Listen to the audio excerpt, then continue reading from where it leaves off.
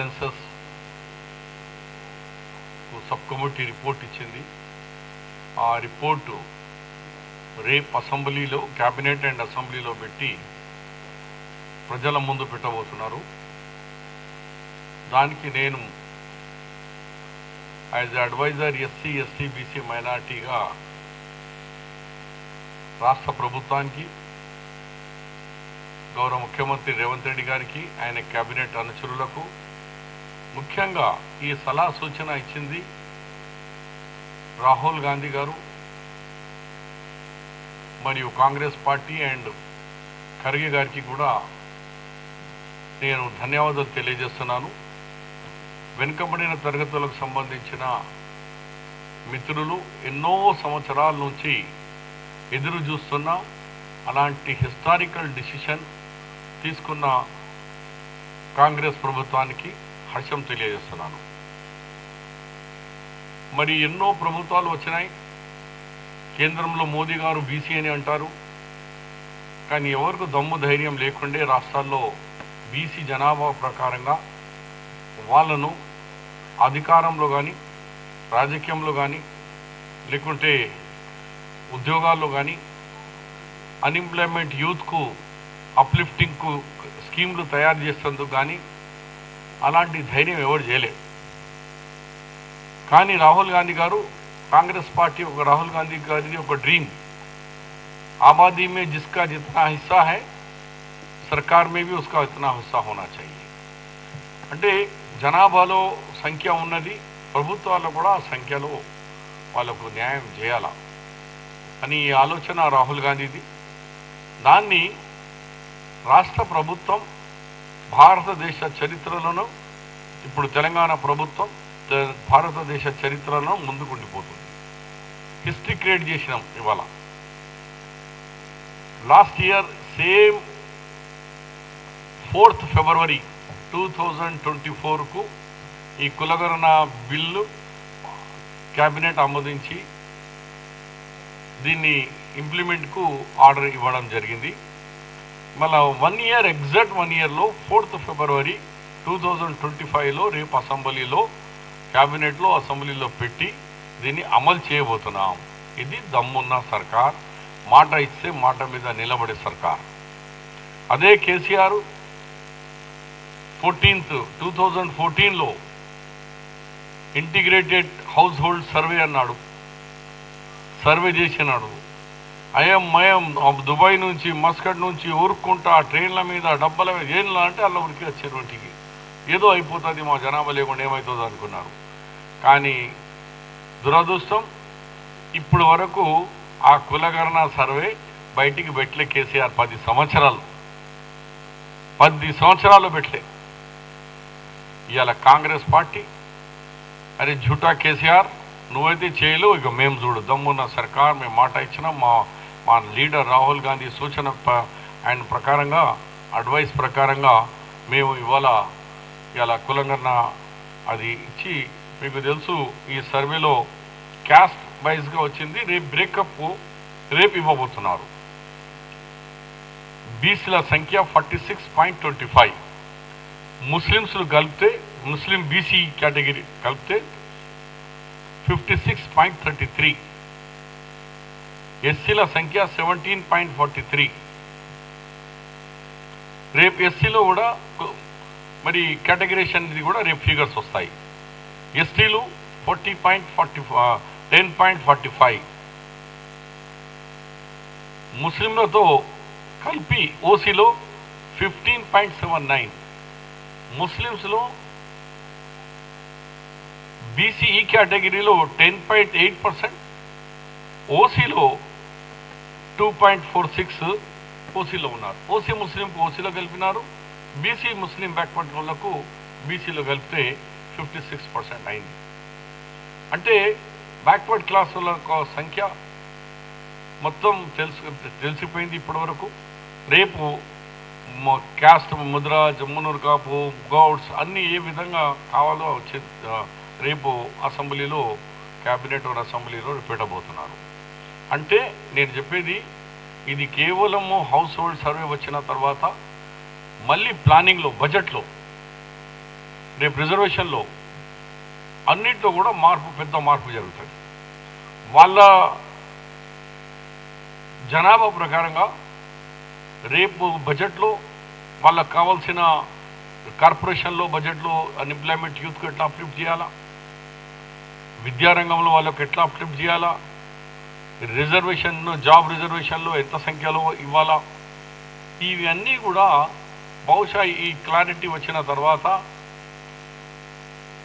ముందుకు తీసుకుపోగలుగుతాం. ఇక నేను మైనారిటీ విషయంలో కూడా చెప్తున్నాను ఏమంటే, ఇప్పటి వరకు మేము 2004లో హైకోర్టులో సుప్రీంకోర్టులో ఓడిపోయినందుకు అప్పుడు ఏమడిగారంటే, వేర్ ఇస్ యువర్ కోటా, మీరు బీసీలు సోషల్లీ ఎడ్యుకేషనల్ బ్యాక్వర్డ్ ఉన్న కోటా ఎక్కడ ఉంది మీ దగ్గర అని సవాల్ చేస్తుండే.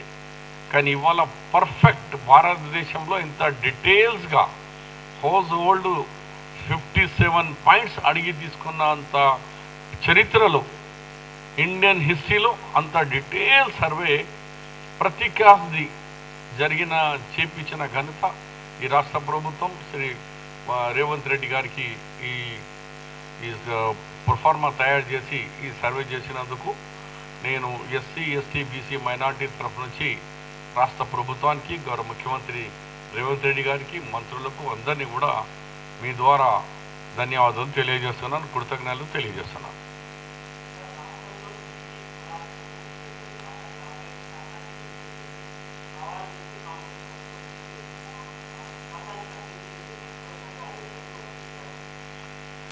మేము ఏం దాచలేదు, మీకు హౌస్ వైజ్గా పెట్టినాం. ఎవరికైనా కావాలంటే అది రేపు ఇది క్యాబినెట్ అయిపోయిన తర్వాత, అసెంబ్లీ బిల్లు పాస్ అయిపోయిన తర్వాత మొత్తం ఆన్లైన్ పెడతాం. ఎక్కడ డౌట్ వచ్చినా రెక్టిఫై చేస్తాం, ఇంకా తప్పేం లేదు. మేమే అంటున్నాం 3% ఇంకా వాళ్ళు రాలే, వాళ్ళకు అనుగుణం లేకుండానా లేకుంటే నాకెందుకు అని ఏదో విధంగా పోలేదు. ఈ సర్వేలో హౌస్తో ఇచ్చినాం. మైనారిటీ బీసీలో ఎంత, బీసీలో ఎంత, ఏ కులంలో ఎన్ని హౌస్కు మేము హౌస్ వైజ్ సర్వే చేసినాం. ఇలాంటి సర్వే ఇండియాలో చరిత్రలో ఎప్పుడు కాలేదు. ఇంకా దాని మీద డౌట్ పడడు కరెక్ట్ కాదు.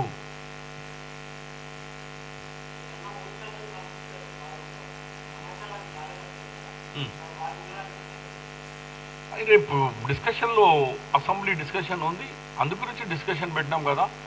అపోజిషన్ పార్టీ వాళ్ళది కూడా సలహాలు సూచనలు, మా మంత్రిమండలిలో కూడా ఎమ్మెల్యేలు కూడా సలహా సూచనలు రేపు చేసి మీకు ఫర్దర్ అసెంబ్లీ లోపలే ఏదైనా సూచనలు వస్తే గవర్నమెంట్ పాటిస్తుంది. దాన్ని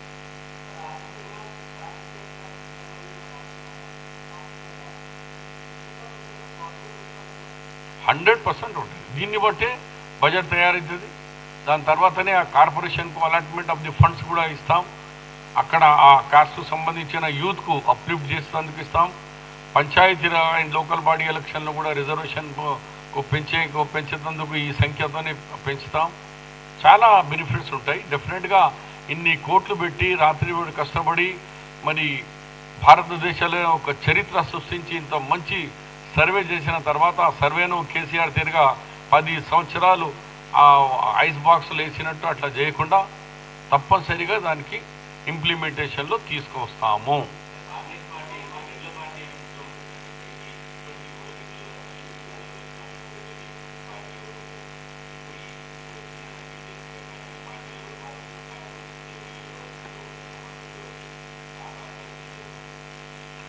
అంటే చైర్మన్స్ ఆల్రెడీ అయిపోయినాయి, కానీ వస్తూనే ఉంటుంది. ఒక సంవత్సరం అయితే ఆ కార్పొరేషన్ చైర్మన్లు ఖతం అవుతాయి, మళ్ళీ కార్పొరేషన్లు వస్తాయి. ఏదైనా ఈ రిపోర్ట్ మీద డెఫినెట్గా పక్కడబందీగా ఇంప్లిమెంటేషన్ జరుగుతుంది. మీరు రాబోయే దినాల్లో చూస్తారు. తప్పనిసరిగా కొన్ని కులాలకు కొన్ని వర్గాలకు వాళ్ళు చాలా నెగ్లెక్టెడ్గా ఉన్నారు. కొన్ని క్యాస్ట్లో వాళ్ళకు అసలు గుర్తింపే లేదు. అలాంటి వాళ్ళని కూడా ఈ క్యాస్ట్ సర్వేని చేపట్టి వాళ్ళని కూడా రాష్ట్ర ప్రభుత్వం గుర్తించది, వాళ్ళ సర్వీసులను ఉపయోగించుకుంటుంది.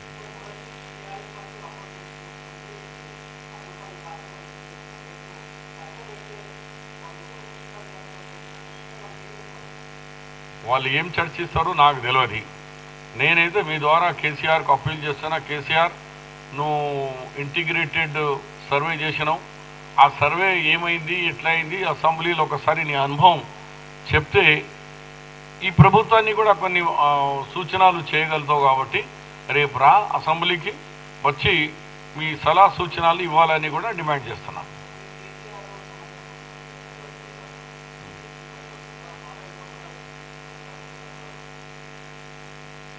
ఇక నేను గవర్నమెంట్ అడ్వైజర్గా నాకున్న సమాచారం ప్రకారంగా చెప్తా, అది తీసుకొస్తారా రేపు కేసీఆర్కు అపోజిషన్ పార్టీ వాళ్ళు చెప్పండి, మేము కులగరణ సర్వే, మేము హౌస్ హోల్డ్ సర్వే చేసింది ఇది అని చెప్పు. మనం దమ్ముంటే వాళ్ళకు చెప్పి వాళ్ళు మాకు ఒప్పించాలా, మీ సర్వే మా సర్వేలో డిఫరెన్స్ ఏమని చెప్పాలా వాళ్ళు. అది అది అది ఆ సంగతి నాకు తెలియదు. అది గవర్నమెంట్ నుంచి వచ్చిన వాళ్ళు ఆన్సర్ ఇస్తారు. నేను ఈరోజు ఇది ఇంత ధైర్యంగా ఈ డిసిషన్ తీసుకున్నందుకు నేను గవర్నమెంట్ను అప్రిషియేట్ చేస్తూ, నాతోని బీసీసీఎల్ చైర్మన్ శ్రీకాంత్, అలాగే మా స్పోక్స్ పర్సన్ చరణ్ గారు, మా బీసీసీ సెక్రటరీ జావీద్ గారు, మేమందరం కూడా ధన్యవాదాలు చెప్తాం. తర్వాత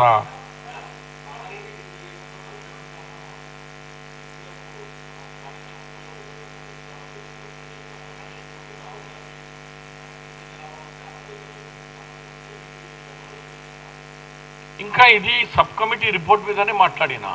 రేపు క్యాబినెట్, దాని తర్వాత అసెంబ్లీలో చర్చల్లో అపోజిషన్ వల్ల సూచనలు.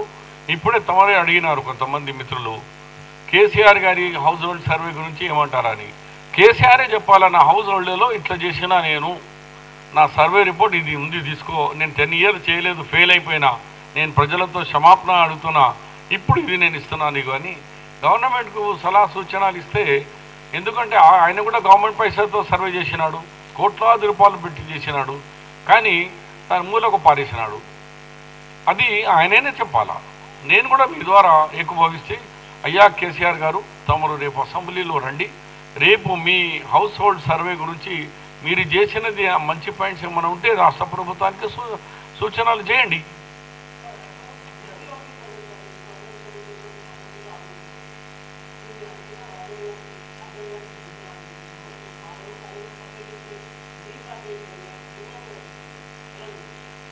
అంతా రేపు ఆ సర్వే రిపోర్ట్ అయిన తర్వాత వాళ్ళు డిస్కషన్ చేస్తారు. ఇంకేం దాని మీద ఫైనల్ ఏం కాలేదు. అయినా దానికి రేపు నిన్న జరిగిన సబ్ కమిటీ రిపోర్ట్కి నేను యాజ్ ఎస్సీ ఎస్టీ బీసీ మైనారిటీకి అడ్వైజర్గా ధన్యవాదాలు చెప్పేందుకు వచ్చిన. Thank you.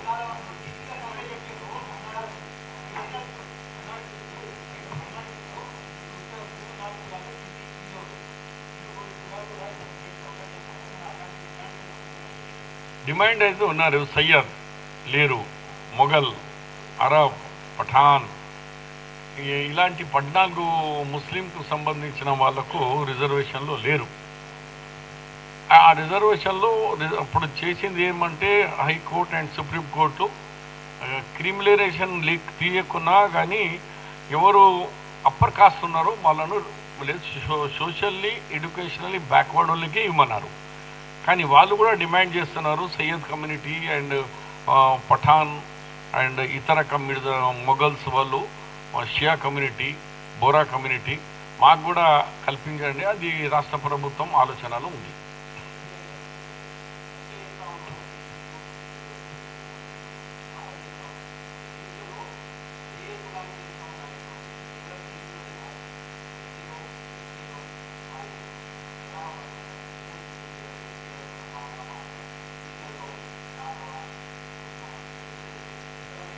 అన్నీ చెప్తాం రేపు, ఎందుకంటే ఇది అన్అఫీషియల్. ఇది ఓన్లీ సబ్ కమిటీ రిపోర్ట్ క్యాబినెట్కి ఇచ్చింది. క్యాబినెట్ అప్రూవ్ అయినాక అసెంబ్లీలో పెడతాం. అసెంబ్లీ కంటే ముందు ఫిగర్స్ అన్నీ ఉన్నా కూడా చెప్పరాదు, బికాస్ అది సిస్టమ్ ఉంది. రేపు మీకు అసెంబ్లీలో 10కు క్యాబినెట్ అయినాక అసెంబ్లీలో అన్ని వివరాలతో డిస్కషన్ జరుగుతాయి. మీరు కూడా ఉంటారు అసెంబ్లీలో, కాబట్టి నేను కూడా ఆడనే ఉంటా. ఏదైనా ఉంటే నాతోనే అడగండి అక్కడ.